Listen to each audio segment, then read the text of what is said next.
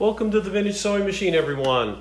This is the Necchi BCJ. I'm getting ready to demonstrate its wonderful powers. And when I got the machine, it had been sitting, and it was from a relative of the original owner. She wanted it to find a new home, and of course I was waiting to get my thread guide. I repaired it and then gave the machine a full overhaul. And as many of you have been watching, I have been overhauling the cabinet that it goes into. I've been part of my cabinet series. And now that I am finished with the, I have completely finished with all of the cleaning, the restore finish, the shellacs, spot sealing, if you will. And now I've basically gone over the table and with the feed and wax. That's my final polish. Now I'll move the camera so you guys can see this. And if you notice, you can see the first drawer, the top one, where I had put one coat of the shellac, and then the other drawers I did not, and I used straight restore finish on these. Now these did not have, they didn't really have loss of lacquer.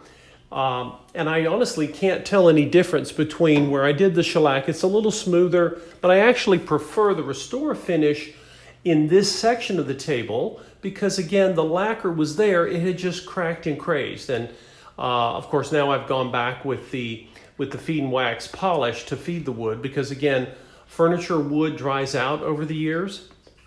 I also did the back. Now, of course, new furniture, a lot of it doesn't even have wood on the back. You know, it's just nothing but masonite or some sort of pressboard stuff. But when these vintage machines were made, their cabinets were all made beautifully, and there is full walnut on the back of this table. It is walnut veneered, and it is gorgeous. And of course, I've gone even down underneath, even in the section where, again, you're sitting sewing, where your feet and your knees go, even there they had walnut. So, you know, you paid a lot of money for these cabinets, but good grief, they were well made. And now I will move the camera once more, and you all can see how, like I say, the walnut, I think, turned out beautifully. And now rubbing the polish in, it really gives it a nice glow. You can see so much better that little straight edge decal that was built into the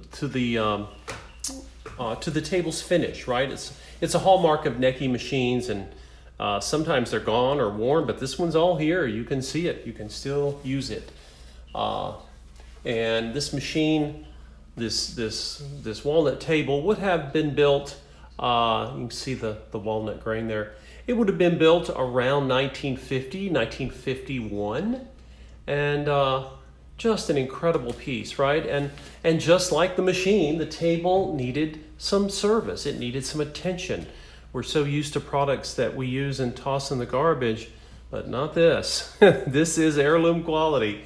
And but now that's a good segue into the heirloom quality of this little Necchi here. I say little, but it's a full-size Necchi machine. I don't know why I keep calling it little. It's the BCJ model. And the paint is in gorgeous condition. Some of you see my videos on paint will notice this is one of the only machines that I actually did a paint repair with an approximate of actual black lacquer. So I actually used an appropriate paint. You guys can go and look at that video if you wish. And this machine is powerful. It is a Necchi from that period when I think some of the finest machines made were made by Vittorio Necchi's company in Pavia, Italy. And after the Second World War, they were in business before the war, but after the war, machines from Necchi get distributed in the US and then and more limited in Canada. But what you find is that Necchi really got attention when they introduced their zigzag feature, which was, they were the first, if not one of the first companies to introduce that feature to domestic sewing machines. Of course, it had been in industrials for many decades before. But the Necchi company, basically after the Second World War, up until about 1961, their machines are all steel and they are machined at a level of quality that's really hard to imagine. One of the things they're known for are very tight tolerances. And what I mean by that is all of the parts, all of the moving parts have closer spaces, right? So the spaces between the parts are more are tighter than they would be in something like a Singer. And what that essentially means is that Necchi machines have all sewing machines have some vibration, and it's fine. It's nothing dramatic. I mean, it's all machines, period, have vibration in them. But Neckis have a little less because of those tight tolerances.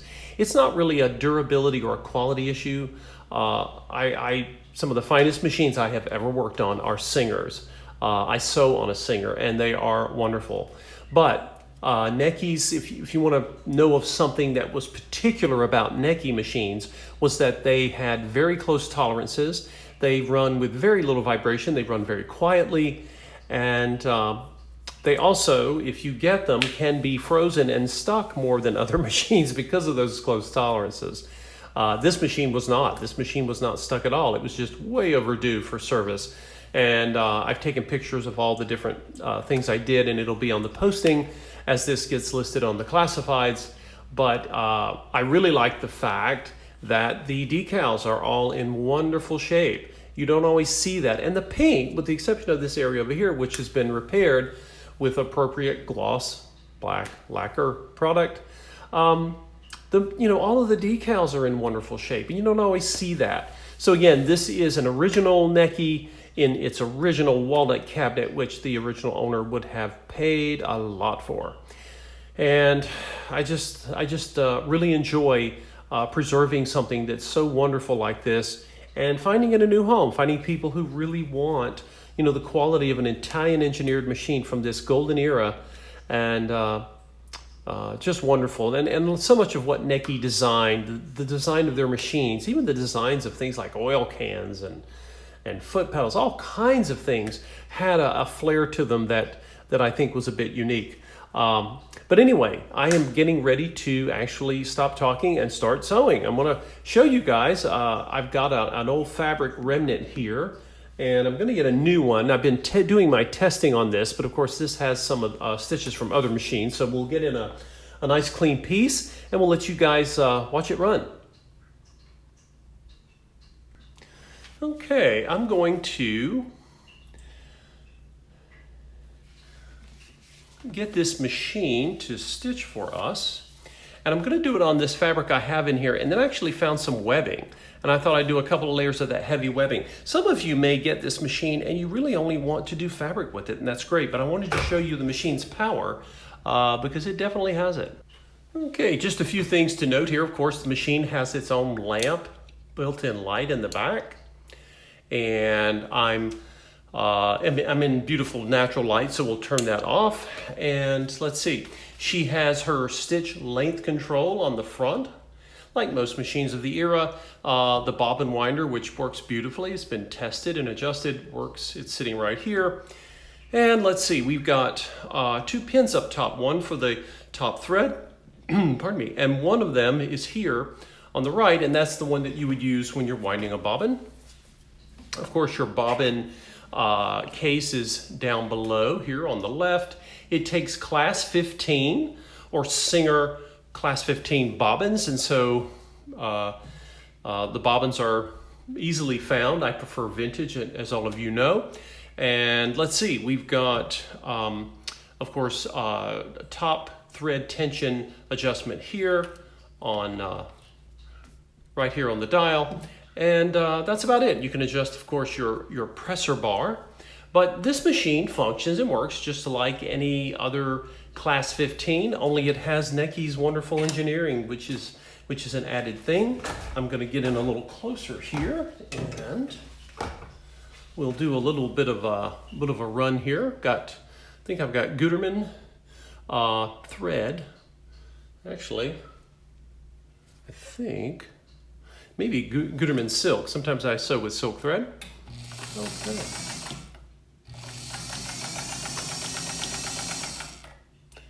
That's just a wonderful and really strong stitch here, guys. I just went into reverse. Of course, you can back tack.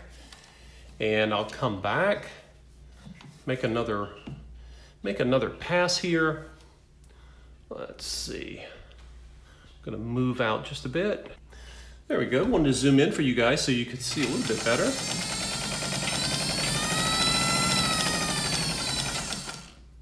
This machine has pretty high speed. It's kind of funny the way some of the vintage machines are a little bit slower than this, but all machines vary in terms of, just pulled my thread out of the needle there. All machines vary in terms of how much your speed is, but this one you actually have a higher speed potential than most.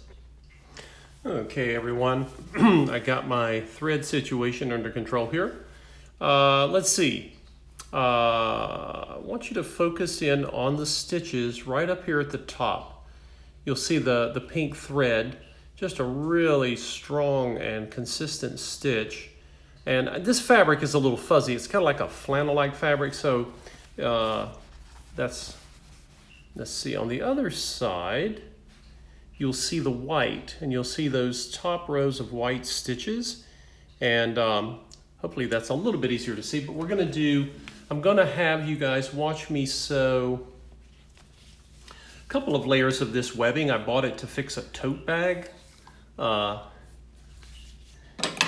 I did not make a video on fixing a tote bag because there are people who do that better than I do. Let's just put it that way. I don't even want to talk about the aesthetics of my tote bag, although it is functionally working well.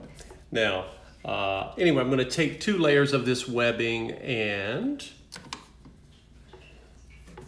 I always like to start with my needle down when I'm sewing something heavy and thick like this, but wanted you to see that this machine is no lightweight. And there you go, it just feeds right through, right? Of course, I can back tack in this as well.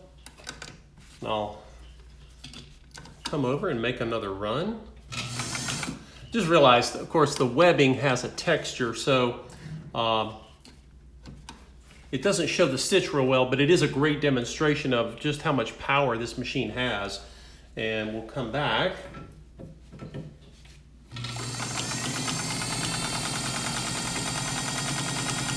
And even through the webbing, guys, it just powers right through it, right? And you expect to see that in a vintage machine, but it's always nice to verify that. Again, the person that purchases this machine may not care to sew heavy stuff. They may want to sew something lighter weight. Okay, I knew if I looked long enough, I would find this is a lightweight cotton fabric. And I've used this before, and I wanted to kind of show the versatility of the machine. It can sew a variety of different fabric weights. Let's see here.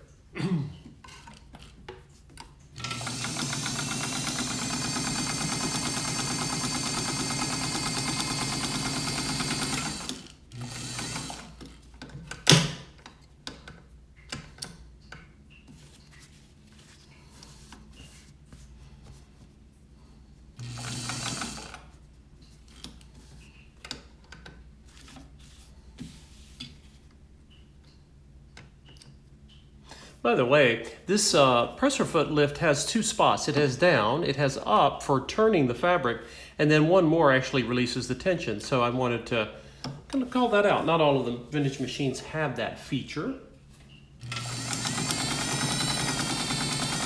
And here I am just sewing pretty darn fast. And of course back tacking. Okay.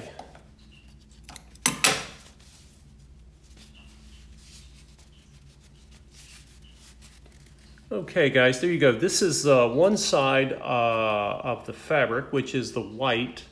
The bottom thread is a sort of a white color, if you will. Let's see if this is showing up.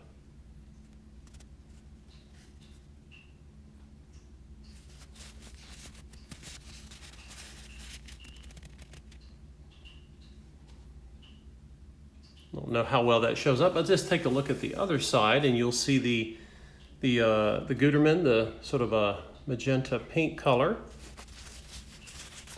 My light is a little grazing. I want to make sure that this is actually going to come up in focus. There we go. Yeah, so wonderful tight stitches that Neckis are known for. And there you have it, the Necchi BCJ. This was one of Necchi's earlier models. They would continue to make both straight stitch and zigzag models. And of course, like a lot of the other manufacturers, they would eventually get fancier and fancier. But again, this machine is right from the middle of that golden era for Necchi when they were producing some of the best machines ever made, along with, of course, Singer and other manufacturers. If you see this machine posted for sale and you'd like to set up a time to see it, or do some test sewing on it, let me know. If you are an experienced sewer, you are welcome to explore and try it out on your fabrics or mine. If you are new to sewing, I can demonstrate it for you and show you how to operate it. It is pretty darn simple. Anyway, thank you everyone for watching. I won't be doing cabinet reconditioning with, I recondition all my cabinets for the machines I sell, but I won't be doing videos of every one of those. I've basically taken a few cabinet examples to sort of call out the way you can maintain them. And of course, I'll still be making more videos with various machines that I have. So if you have a Necchi BCJ, or if you have any questions about it or machines in general, put your comments down below and stay tuned for the next video. I have a series of videos coming out within the next few weeks. Take care, everyone.